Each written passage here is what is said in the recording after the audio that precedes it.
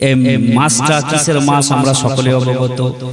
রবিউল নূর মাস, রবিউল আউয়াল মাস। এ মাসে জগৎগুরু রহমতুল লিল আলামিন নবী মুহাম্মদুর রাসূলুল্লাহ সাল্লাল্লাহু আলাইহি ওয়াসাল্লামের আগমন এহ জগতে হয়েছিল। প্রত্যেক গ্রামে গ্রামে পাড়ায় পাড়ায় মাহফিলে মিলাদুন নবী আমরা পালন করে থাকি। কিন্তু আজকে এই মাহফিলে মিলাদুন নবীর শেষে আপনাদেরকে কিছু রাসূল করিম রউফুর রহিম সাল্লাল্লাহু আলাইহি ওয়াসাল্লামের সুন্নাত এবং হুজুর সাল্লাল্লাহু আলাইহি ওয়াসাল্লামের সমাজ সংস্কারে যে সমস্ত ভূমিকা এবং হুজুর সাল্লাল্লাহু আলাইহি ওয়াসাল্লাম এই জগতে এসে যে মানব জাতির প্রতি কিছু যে কল্যাণ করেছেন, সে কল্যাণগুলো, সে করুণাগুলো আমাদেরকে একটু শুনতে হবে। রাসূল করিম সাল্লাল্লাহু আলাইহি ওয়াসাল্লাম আজ থেকে প্রায় 1500 বছর পূর্বে এহ জগতে যখন আগমন ঘটান, সেই জগৎটার একটা, সেই যুগটার একটা নাম আছে পৃথিবীতে। ইতিহাসের পাতায় সেই যুগটাকে বলা হয় আইয়ামে জাহিলিয়া বা অন্ধকর্ময় যুগ বা ডার্ক এজ। অন্ধকর্ময় যুগ, আইয়ামে জাহিলিয়া কেন বলা হয় সেই যুগটাকে? আল্লাহ তাবারক ওয়া তাআলা পবিত্র কোরআনে বলছেন, লাকাদ মান্নাল্লাহু আলাল মুমিনিনা ইয বা'সা ফীহিম রাসূলা। আমি মুমিনদের প্রতি বড়ই দয়া করেছি যে আমি আমার নবীকে তাদের মাঝে পাঠিয়েছি। আল্লাহ রাব্বুল আলামিন দুনিয়াতে অগণিত নিয়ামত, অগণিত রহমত, অগণিত ইহসান, করুণা দুনিয়ার বুকে, দুনিয়াতে, পৃথিবীতে অবতীর্ণ করেছেন। কিন্তু কোথাও আল্লাহ বলেন যে তোমাদের প্রতি আমি বড়ই করুণা করেছি। আল্লাহ তাবারক ওয়া তাআলার কোরআন বলে, ওয়া ইন তাউদ্দু নি'মাতাল্লাহি ফালা তুহসুহা। তোমরা যদি আল্লাহর নিয়ামতকে গণনা করতে চাও তো গণনা করে শেষ করতে পারবে না। এত নিয়ামত আল্লাহ রাব্বুল আলামিন দুনিয়ার বুকে পাঠিয়েছেন। কিন্তু গোটা দুনিয়াতে এত এত নিয়ামত পাঠানোর পরেও আল্লাহ বলেননি যে হে বিশ্ববাসী, তোমাদের প্রতি আমি দয়া করেছি, তোমাদের প্রতি আমি করুণা করেছি, ইহসান তোমাদের প্রতি আমি করেছি, কোথাও বলেননি। কিন্তু নবীকে পাঠিয়ে ইহসান করার কথা আল্লাহ তাবারক ওয়া তাআলা কোরআনের মধ্যে বলেছেন। নবীকে পাঠিয়ে কি রকম ধরনের ইহসান করা হয়েছে, হুজুরকে পেয়ে আমরা কি পেয়েছি, এটা একটু আমাদেরকে জানতে হবে। হযরতে ঈসা আলাইহিস সালামের ইহলোক থেকে আসমানি জগতে উঠে যাওয়ার পর থেকে নিয়ে রাসূলের আগমন পর্যন্ত 570 বছর, এই বড় একটি গ্যাপ, বড় একটি সময়ে রাসূল করিম সাল্লাল্লাহু আলাইহি ওয়াসাল্লামের আগমনের পূর্বে এই পৃথিবীতে এমন কোন জিনিস ছিল না যে সেটা হয়। এমন এমন জিনিস হতো যেটা মানুষের কল্পনার বাইরে। যেমন আরববাসীরা চুরি করত, ডাকাতি করত, মদ পান করত। এমন কি আরব কি গোটা দুনিয়ার মধ্যে নারী জাতির কোনো সম্মান ছিল না। আপনি রোমান ইতিহাস তুলে যদি দেখেন তো সেখানেও নারীকে ভোগ বিলাসের বস্তু হিসাবেই ব্যবহার করা হতো। আরববাসীরা নারীদেরকে কিভাবে দেখত? যদি কোনো মায়ের পেটে কোনো মা যদি গর্ভবতী হতো, তাহলে বাড়ির গার্জেন, বাড়ির লোক বাড়ির পাশে বা বাড়ির আঙিনায় কবর খুঁড়ে রাখতো। যদি দেখতো যে মেয়ে সন্তান হয়েছে তো ডাইরেক্টলি আতুর ঘর থেকে নিয়ে কবরে ভরে দিত। কেউ হয়তো আতুর ঘরে গলা টিপে মেরে দিত।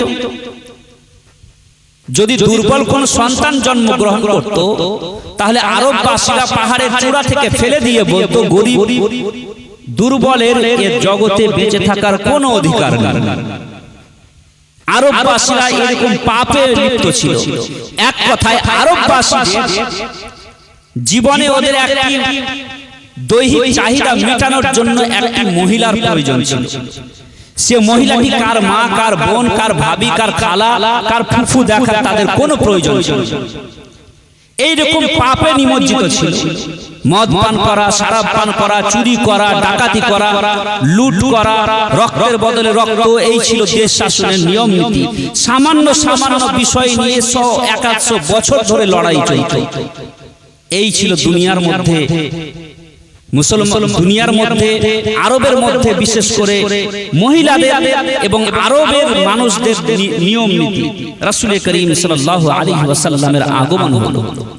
গোটা দুনিয়া 570 বছর ধরে গোলামীর জীবন কাটাচ্ছিল, দাসত্বের জীবন কাটাচ্ছিল। রাসূল করিম সাল্লাল্লাহু আলাইহি ওয়াসাল্লাম করুণা এবং শান্তির সূর্য হয়ে মক্কা হতে যখন আস্তে আস্তে উদয় হলে আল্লাহ তাবারক ওয়া তাআলা বললেন, হে দুনিয়াবাসী, আরে তোমরা তো চোর ছিলে, তোমরা তো ডাকাত ছিলে, তোমরা তো নারীর সম্মান নিয়ে ছিনিমিনি খেলতে, তোমরা তো নিজের শিশু কন্যাকে তোমরা জীবন্ত কবর দিয়ে দিতে, আরে তোমরা নিজের শিশু কন্যাকে আতুর ঘরে গলা টিপে মেরে দিতে, আরে তোমরা তো আমার কাবা দেহ কাবাকে তোমরা কি করেছে 360টি মূর্তি রেখে অপবিত্র করে ফেলেছে। কাবার চত্বরে তোমরা উলঙ্গ ভাবে তাওয়াফ করতে, তোমরা কাবার চত্বরে তোমরা সিটি বাজিয়ে বাজিয়ে তাওয়াফ করতে। আমি আমার রাসূলকে পাঠালাম, আমার রাসূল আসলেন, আসার পরে রাহমাতুল লিল আলামিন নবী মুহাম্মদুর রাসূলুল্লাহ সাল্লাল্লাহু আলাইহি ওয়াসাল্লাম, তোমরা তো জাহান্নামের দরজা পর্যন্ত পৌঁছে গেছিলে, আমার নবী এসে তোমাদেরকে জান্নাতের পথে ঢুকিয়ে দিলেন। যারা ছিল নারীর সম্মান নিয়ে ছিনিমিনি খেলতো, নারীকে ভোগ বিলাসের বস্তু মনে করত, যারা নারীকে আতুর ঘরে গলা টিপে মেরে দিত, রাসূল করিম সাল্লাল্লাহু আলাইহি ওয়াসাল্লামের সংস্পর্শে এসে তারা নারীর পায়ের নিচে জান্নাত মানতে বাধ্য হয়েছে।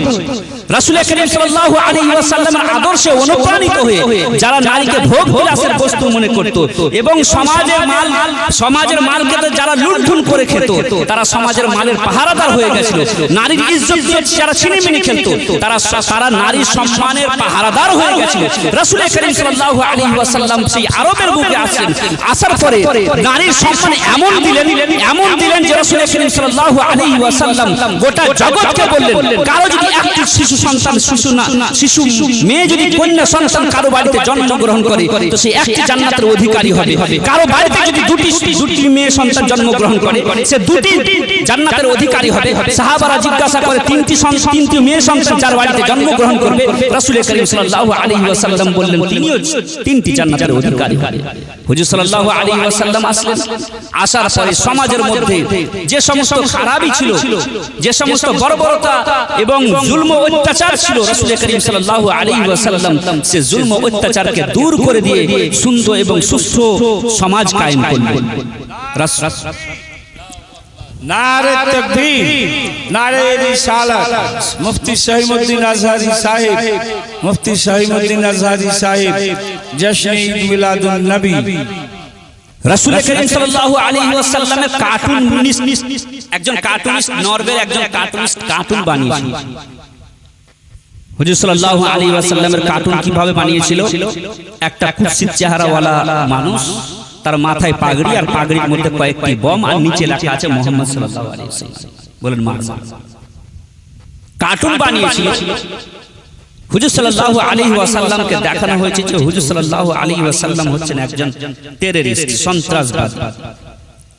হুজুর সাল্লাল্লাহু আলাইহি ওয়াসাল্লামকে আতঙ্কবাদী হিসেবে দেখানো হয়েছে, ইসলামকে আতঙ্কবাদীদের, সন্ত্রাসবাদীদের ধর্ম হিসেবে দেখানো হয়েছে। গোটা দুনিয়াবাসী এর নিন্দা করে, ভারতের সব ধর্মের মানুষই এর নিন্দা করেছিল। একবার চিন্তা করুন যে নবী সাল্লাল্লাহু আলাইহি ওয়াসাল্লাম যে যুগে আসেন আইয়ামে জাহেলিয়াতে, হুজুর সাল্লাল্লাহু আলাইহি ওয়াসাল্লাম যে যুগে আসেন সে যুগে, বর্তমান যুগে নারীদের তিনটি প্রকার হয়। একটি নারী হচ্ছে ওই নারী যে এখন পর্যন্ত বিবাহ হয়নি, আনম্যারিড।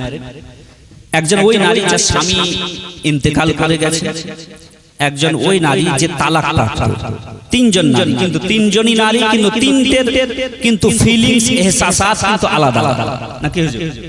তিনজনের ফিলিংস আলাদা আলাদা। যে অবিবাহিত নারী তার ফিলিংস হয় আলাদা, যে তালাক প্রাপ্ত নারী তার ফিলিংস হয় আলাদা, যে অবিবাহিত, যে কি বলে, যে বেওয়া হয়ে গেছে, যার স্বামী মারা গেছে, তার ফিলিংস হয় আলাদা। আরো বড় মানুষ যে যার স্বামী মারা যেত তাকে এক কথায় সবচাইতে বড় মানুষ মনে করা হতো। সকালবেলায় উঠে কেউ যদি তাকে দেখে নিত তো মনে করতো যে দিনটাই আজ খারাপ হয়ে গেছে। আমাদের ভারতের বুকেও সতীদাহ প্রথা ছিল, আমরা জানি। কোন স্বামী মরে গেলে পরে সেই স্বামীর চিতাতে স্ত্রীকেও বেঁধে ফেলে দিয়ে তাকেও পুড়িয়ে মেরে দেওয়া হতো। আমাদের ভারতের ইতিহাস আছে না নেই? ভারতের বুকে এরকম হতো যে সতীদাহ প্রথা যেটা ছিল সেটাতে কোনো স্বামী মরে গেলে স্বামীর চিতাতে স্ত্রীকেও একদম জ্যান্ত স্ত্রীকে বেঁধে ফেলে দেওয়া হতো যেন সেও কি হয় স্ত্রীর সাথে মেরে দেবে, ওই স্বামীর সাথে মরে যায়। কারণ সে স্বামীকে মনে করতো, স্ত্রীকে মনে করতো সেই যুগের মানুষ যে এ ডাকালি, এ হচ্ছে মানুষ, যে স্বামীকে সে খেয়ে নিয়েছে। এরকম আরবেও ছিল। রাসূল করিম সাল্লাল্লাহু আলাইহি ওয়াসাল্লাম যে যুগে আসেন সেই যুগে সবচাইতে বেশি নির্যাতনের শিকার যে নারী ছিল সে নারীটির নাম হচ্ছে বেওয়া। যার স্বামী হারাম, সে নারীকে দেখলে সবাই তাকে ভোগ করার চেষ্টা করত, তাকে কি করতো চারিদিক দিয়ে নির্যাতন করার চেষ্টা করত। সকাল সকাল তাকে দেখলে পরে মনে করতো দিনটা আজ খারাপ হয়ে গেল, নিজের স্বামীকে খেয়েছে মনে করত।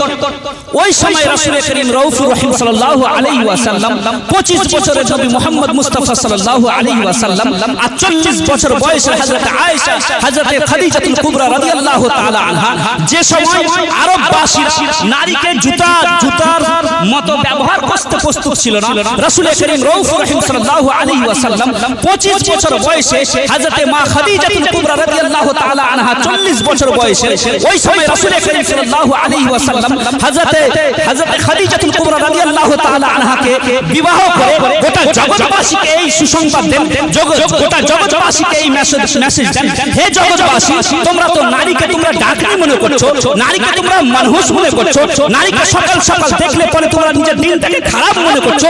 আমি মুহাম্মদ রাসূলুল্লাহ সাল্লাল্লাহু আলাইহি ওয়াসাল্লাম আজকে একজন 40 বছর বয়সের একজন বেওয়া নারীকে, একজন অভাগী নারীকে আমি বিবাহ করে গোটা জগৎবাসীর যত অভাগী নারী আছে সকলকে, যত বেওয়া নারী আছে সকলের কিসমতকে আমি চমকিয়ে দিয়ে কিয়ামত পর্যন্ত তাদের সকলকে আমি সুহাগান বানাতে চাই। রাসূল করিম সাল্লাল্লাহু আলাইহি ওয়াসাল্লাম 25 বছর বয়সের আজকের যুবক, 25 বছর বয়সের কোন যুবক যেখানে নারীদের সম্মান নিয়ে কথা বলা হয়, নারীদের অধিকার নিয়ে, ওমেন রাইটস নিয়ে কথা বলা হয়, এখনকার যুগের 25 বছরের বয়সের কোন যুবক পারবে 40 বছরের কোন বেওয়া নারীকে বিবাহ করতে? আর যে সময় সমাজে নারীকে জুতার সমতুল্য ব্যবহার করতে প্রস্তুত ছিল না সে সময় ইসলাম নারীকে মাথার তাজ রূপে মেনে নিয়েছে। আর আজকে রাসূল করিম সাল্লাল্লাহু আলাইহি ওয়াসাল্লামের কার্টুন বানিয়ে বলা হচ্ছে যে হুজুর সাল্লাল্লাহু আলাইহি ওয়াসাল্লাম একজন টেররিস্ট আর ইসলাম হলো টেররিস্টের ধর্ম। রাসূল করিম সাল্লাল্লাহু আলাইহি ওয়াসাল্লাম গোটা জগতের নারীদেরকে সম্মান দিয়েছেন, মর্যাদা দিয়েছেন। রাসূল করিম সাল্লাল্লাহু আলাইহি ওয়াসাল্লাম নারীদেরকে যে সম্মান দিয়েছেন, আজকে যে নারীদের অধিকার নিয়ে কথা বলা হচ্ছে, নারীদের অধিকার নিয়ে কথা বলতে গিয়ে নারীদের বেশি অধিকার এবং স্বাধীনতা দিতে গিয়ে আজকে নারীদেরকে অর্ধ উলঙ্গ এবং উলঙ্গতার দিকে আমরা নিয়ে এসেছি। আজকে আমরা দেখুন যে কোনো অ্যাডভার্টাইজ করতে হলে পরে মহিলাদেরকে দিয়ে অ্যাডভার্টাইজ করা হয়, পুরুষদেরকে দিয়ে কেন হয় না? পুরুষদেরকে দিয়ে কোনো অ্যাডভার্টাইজ করা হয় না, করলে ওপর মহিলাদেরকে দিয়ে করা হয়। স্বাধীনতার নামে, আজাদির নামে, মডার্নিজম আর ফ্যাশনের নামে মহিলাদেরকে দিয়ে সমস্ত রকম অ্যাডভার্টাইজ করা হয়। রাসূল করিম সাল্লাল্লাহু আলাইহি ওয়াসাল্লাম সেই যুগে বিবাহ করেছেন এবং বিবাহ করে গোটা জগতের মহিলাদেরকে, বেওয়া মহিলাদেরকে সম্মান দিয়েছেন যে সম্মান আজ পর্যন্ত দুনিয়ার মধ্যে যতই বড় বড় ব্যক্তি আসুক না কেন রাসূল করিম সাল্লাল্লাহু আলাইহি ওয়াসাল্লাম মহিলাদেরকে যে সম্মান দিয়েছেন সে সম্মান আজ পর্যন্ত কেউ দিতে পারে। মুআজ্জাজ সামিনে কেরাম, আজকে যে সমাজে আমরা বসবাস করছি সেই সমাজে আজকে মহিলাদেরকে, বাচ্চাদেরকে মানুষ করা, লালন পালন করা এটা একটা চ্যালেঞ্জের বিষয়। কিভাবে ইসলামিক পদ্ধতিতে নিজের ছেলে মেয়েকে আমরা লালন পালন করব, একজন শিশু কন্যাকে কিভাবে লালন পালন করব? একটা কথা মনে রাখবেন, স্বাধীনতার পর থেকে নিয়ে বর্তমান এখন পর্যন্ত ভারতে মুসলমান বসবাস করি আমরা 35 কোটি। 35 কোটি আমরা যে মুসলমান বসবাস করি, 35 কোটির মধ্যে আমি 15 কোটি মুসলমান গোটা ভারতে মানলাম। গোটা ভারতে 15 কোটি মুসলমান আমি মানলাম। আর 15 কোটিকে দুই ভাগে ভাগ যদি করি তাহলে এক ভাগ হলো, এক অংশ হচ্ছে পুরুষ, এক অংশ হচ্ছে মহিলা। এক অংশকে 15 কোটি পুরুষ আর 15 কোটি হচ্ছে মহিলা। স্বাধীনতার পর থেকে নিয়ে বর্তমান যুগ পর্যন্ত, বর্তমান দিন পর্যন্ত, আপনি আমি স্বাধীনতার পর থেকে নিয়ে এখন পর্যন্ত আমরা মহিলাদের জন্য কিছুই করেছি। কাদের জন্য? পুরুষদের জন্য। যত রকম স্কুল, কলেজ, ইউনিভার্সিটি যা বানিয়েছি সবই আমরা এই 15 কোটির জন্য বানিয়েছি। আপনি দেখেন একটা মালদা মুর্শিদাবাদের মধ্যে একটি মেয়েদের একটি কলেজ আছে, ইউনিভার্সিটি আছে, মুসলিম মেয়েদের জন্য পড়ালেখার ভালো ব্যবস্থা করার জন্য একটা ভালো কলেজ ইউনিভার্সিটি আছে, করিনি। আমরা গ্রামে গ্রামে মাদ্রাসা বানিয়েছি পুরুষদের জন্য, ছেলেদের জন্য। আর এই যে জাতির এক অংশ, যে জাতির 15 কোটি পুরুষদের জন্য শিক্ষার ব্যবস্থা করে, আর যে জাতি 15 কোটিকে এমনি মূর্খর মতো ছেড়ে দেয়, সে জাতির কোনো উন্নতি আসতে পারে? আরে রাসূল করিম সাল্লাল্লাহু আলাইহি ওয়াসাল্লাম তো সেই যুগে বলেছেন উতলুবুল ইলমা ওয়ালাউ বিসিন, এবং বলেছেন যে মায়ের কোল থেকে নিয়ে কবর পর্যন্ত শিক্ষা অর্জন করো। আর মানুষজনের মধ্যে, পুরুষদের মধ্যে কোনো পুরুষ যদি খারাপ হয় তো সে নিজে খারাপ হয়, সে যদি বরবাদ হয় তো সে নিজে বরবাদ হয়, সে যদি মাতাল হয় তো সে নিজে মাতাল হয়ে নিজের জীবনকে শেষ করে দেয়। কিন্তু একজন মহিলা যদি খারাপ হয়, একজন মহিলা যদি সুন্নতে মুস্তাফা থেকে দূরে চলে যায়, একজন মহিলা যদি শরীয়তের পাবন্দি থেকে দূরে চলে যায়, তাহলে দেখা যায় সে মহিলা শুধু খারাপ হয় না, বরং সে মহিলা নিজের সাথে সাথে নিজের সমাজকেও খারাপ করে দেয়। আমরা দেখতে পাই, আবার যদি কোনো পুরুষ যদি ভালো হয় তো সে নিজে ভালো হয়, হয়তো নিজের সমাজের আশপাশের লোককে ভালো করে। কিন্তু একজন মহিলা যদি ভালো হয়, একজন মহিলা যদি সুন্নতে মুস্তাফার প্রতি আমল করনে ওয়ালি হয়, শরীয়তের পাবন্দ করনে ওয়ালি মনে হয়, শরীয়তের পাবন্দ করনে ওয়ালি যদি হয়, তাহলে দেখা গেছে ওই রকম নারীর পেট থেকে কম বেশি 300 জন নবী ও রাসূলগণ জন্মগ্রহণ করেছেন। 300 নবী ও রাসূল জন্মগ্রহণ করেছেন ওই মহিলার পেট থেকে, যে মহিলা শরীয়তের প্রতি আমল করেছে। আজকে 15 কোটি ছেলেদের জন্য সবকিছু করলাম, আর 15 কোটি মুসলিম মহিলাদের জন্য কিছুই যদি না করি, যেটা সমাজের জন্য সবচাইতে বেশি দরকার। আজকে বৈজ্ঞানিকরা বলছে যে সবচাইতে বেশি একজন শিশু সন্তানের জন্য সর্বপ্রথম শিক্ষার জায়গা হলো তার মায়ের কোল। আর সে মায়ের কোল, সে মাকেই যদি আমরা অন্ধকারে রাখি, সে মাকেই যদি আমরা মূর্খ রাখি, তাহলে বলুন সমাজের শিক্ষা কোন দিকে যাবে? আজকে আমরা মায়েদের শিক্ষার দিকে আমরা একটু কোনো ভাবছি না। রাসূল করিম সাল্লাল্লাহু আলাইহি ওয়াসাল্লাম সেই যুগে পড়তে বলেছেন, লিখতে বলেছেন, সেই যুগে রাসূল করিম সাল্লাল্লাহু আলাইহি ওয়াসাল্লাম শিক্ষার কথা বলেছেন।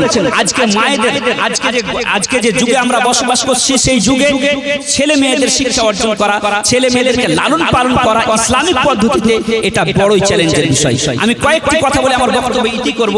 আপনারা অনেকক্ষণ ধরে আছেন।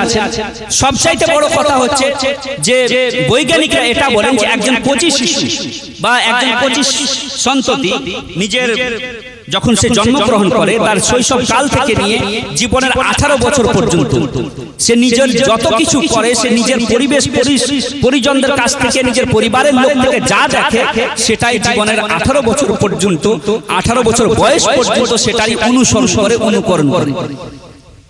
আজকে দেখুন একজন 25 শিশু যখন নিজের বাড়িতে জন্মগ্রহণ করে, তো পিতা মাতা আত্মীয় স্বজন পরিবারের লোককে দেখার পরে সে শিক্ষা অর্জন করে। একটা 25 শিশু যখন নিজের পিতা মাতাকে, একটা 25 শিশু সন্ততি যখন নিজের পিতাকে চুরি করতে দেখে, তো মনে করে চুরি করা ভালো কাজ, শরাব পান করতে দেখে তো মনে করে শরাব পান করা ভালো কাজ। ওই রকম কোনো মেয়ে যদি নিজের মাতাকে যদি নামাজ না পড়তে দেখে, হজ এবং যাকাত এবং রমজানের মাস পেয়ে রোজা না থাকতে দেখে, সুন্নতে মুস্তাফার প্রতি চলতে না দেখে, সারা রাত সারা দিন শুধু মোবাইল আর সোশ্যাল মিডিয়া চালাতে দেখে, সে মেয়েটা সোশ্যাল মিডিয়া এবং সারা দিন সারা রাত সে মোবাইল নিয়ে ব্যস্ত হয়ে পড়ে।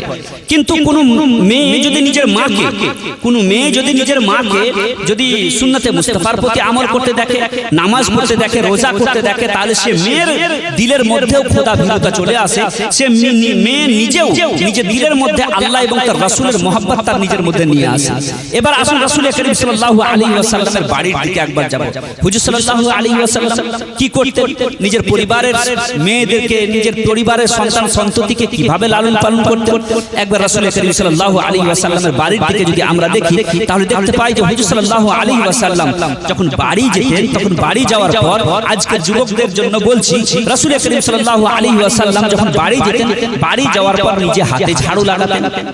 রাসূল করিম সাল্লাল্লাহু আলাইহি ওয়াসাল্লাম নিজে হাতে বাড়ির সংসারের যে কাজগুলো আছে সেই কাজগুলো করতেন। রাসূল করিম সাল্লাল্লাহু আলাইহি ওয়াসাল্লাম সংসারের কাজ করতেন। আজকে যুবকরা মনে করে এগুলো হয়তো গুনার কাজ। নাকি আজকে মনে করে যে এগুলো হয়তো গুনার কাজ। রাসূল করিম সাল্লাল্লাহু আলাইহি ওয়াসাল্লাম যে যুগে আসেন দোয়া করে যাবেন, বসেন বসেন। আজকে যুবকরা মনে করছে যে এগুলো গুনার কাজ। বাড়িতে গিয়ে স্ত্রীর হাতে, বাড়িতে গিয়ে স্ত্রীর সাথে যদি কাজ করি তো আমার বোধহয় প্রেস্টিজ ডাউন হয়ে যাবে, আমার সম্মান চলে যাবে।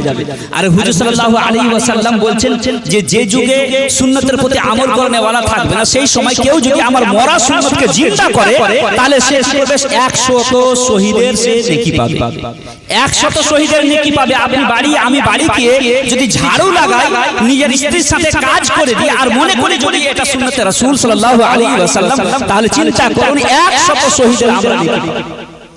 রাসূল করিম সাল্লাল্লাহু আলাইহি ওয়াসাল্লাম কি করলেন?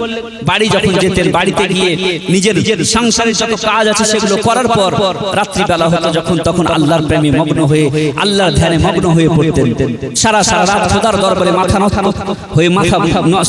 নত করে খোদার দরবারে সিজদা রেজ হয়ে পড়ে থাকতেন। সারা রাত নামাজ পড়তেন।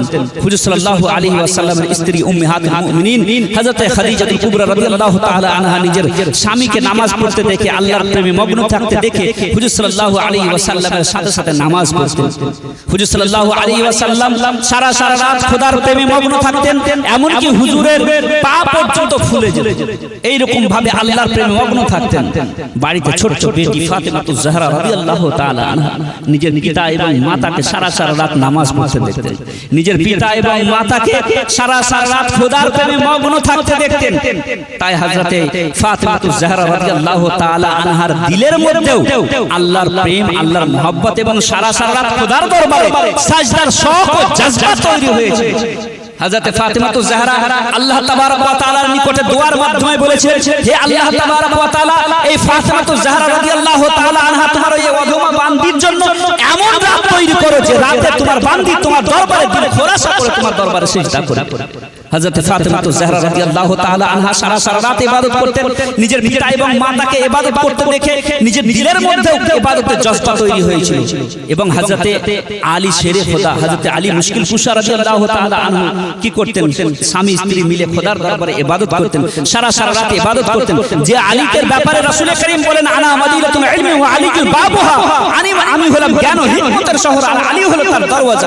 কেউ যদি জ্ঞান ও হিকমত নিতে চায়, কেউ যদি ইলম নিতে চায়, সায়েন্স নিতে চায়, তাহলে আলীকে মেনে যতক্ষণ না আমার কাছে আসবে না ততক্ষণ না সে ইলম ও হিকমতে একটা ফোঁটাও পাবে না।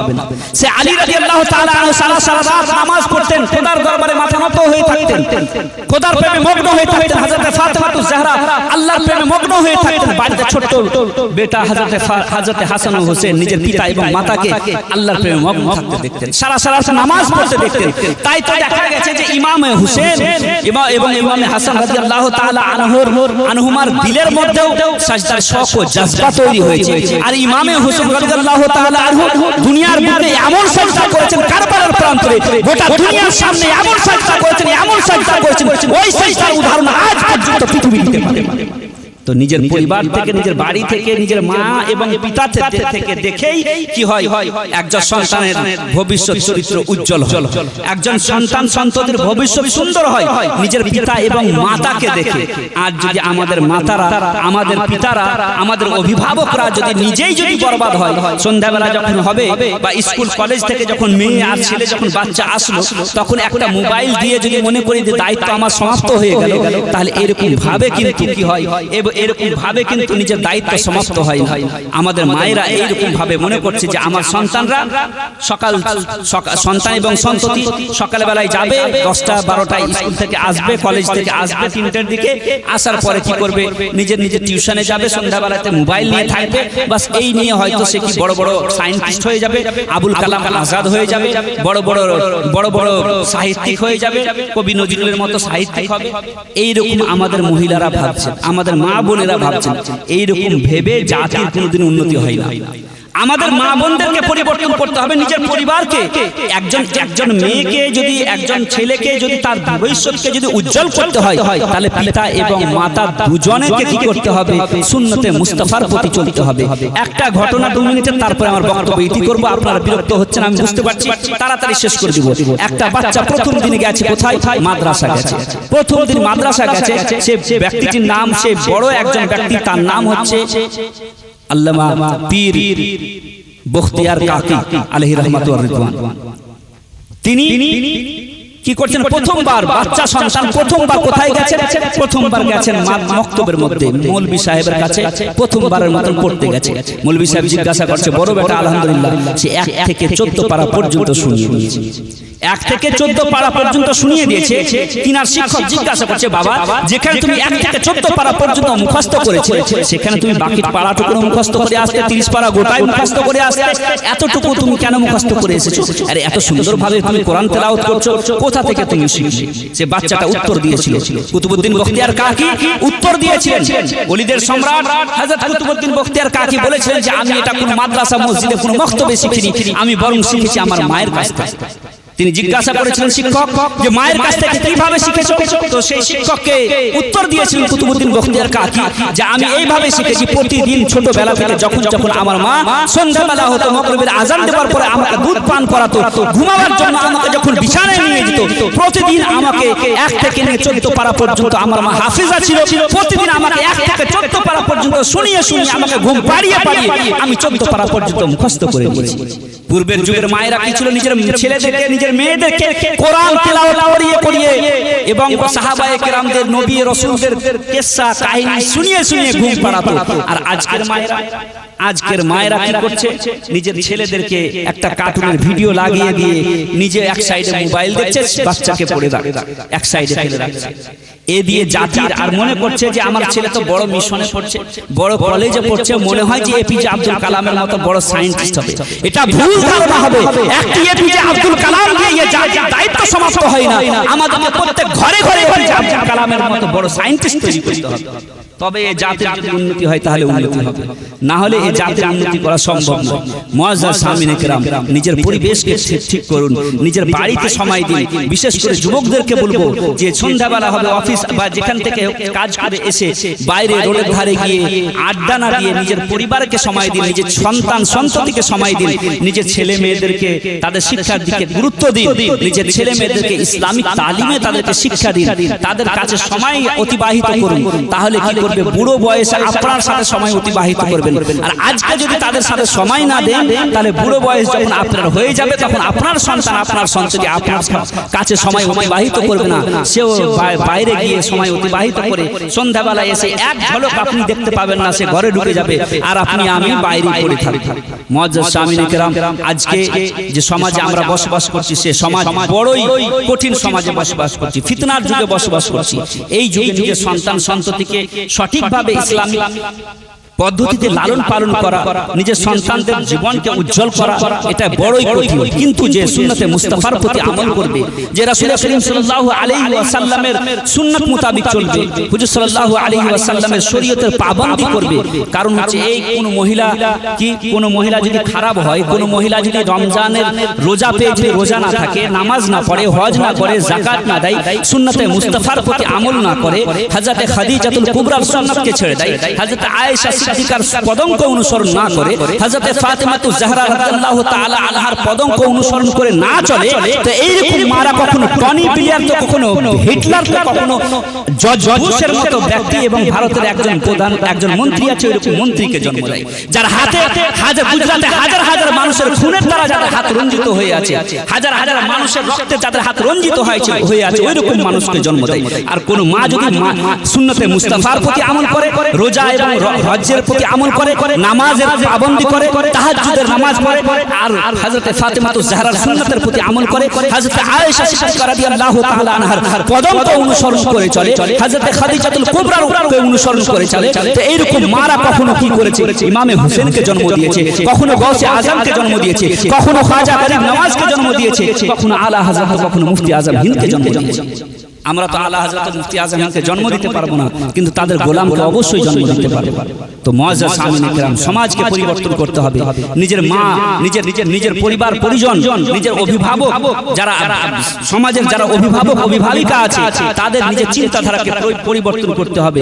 বিশেষ করে নিজের সন্তানের লালন পালনের দিকে ধ্যান দিতে হবে। যদি আমরা সন্তানের লালন পালনের দিকে ধ্যান না দিই, তাহলে বিরাদরান ইসলাম, আমাদের সন্তান মুসলমান তো থাকবে কিন্তু ঈমানওয়ালা থাকবে। সে কি হবে? মিশনে পড়ে, কলেজে পড়ে ঈমান হারা হয়ে বসে থাকবে, আর আপনি হাত মুলতেই থাকবেন, কিছু করতে পারবেন না। আমার পূর্বের বক্তব্য হলো লা ইউমিনু আহাদুকুম হাত্তা আকুনা আহাব্বা ইলাইহি মিন ওয়ালিদিহি ওয়া ওয়ালাদিহি ওয়ান নাসি আজমাইন।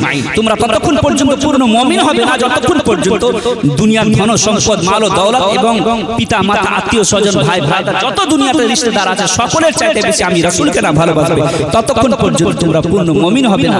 আমরা যদি মুমিন হতে চাই তাহলে রাসূলকে ভালোবাসতে হবে। নিজের সন্তান সন্ততির দিলে রাসূল করিম সাল্লাল্লাহু আলাইহি ওয়াসাল্লামের ভালোবাসা তাদের দিলের মধ্যে ভরতে হবে। হুজুর সাল্লাল্লাহু আলাইহি ওয়াসাল্লামের সহিহ সঠিক তালিমাত তাদের দিলের মধ্যে ভরতে হবে।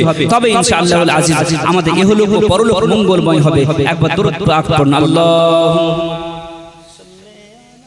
হয়েছে সে বিষয়ে আলোচনা করার জন্য অনেক সময়ের দরকার, আর আজকের মেহফিল সেটা দেখে বুঝতে পারা যাচ্ছে যে কিছু মানুষ বসে আছেন শুধু শেষ দোয়াতে অংশগ্রহণ করার জন্য।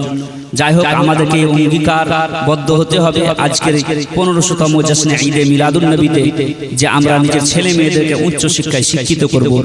আমাদের শুধু ছেলেদের জন্য 15 কোটি ছেলেদের জন্য শুধু স্কুল কলেজ বানাবো তা নয়, বরং আমাদের মেয়েদের জন্য স্কুল কলেজ ইউনিভার্সিটি মাদ্রাসা তাদের জন্য বানাবো।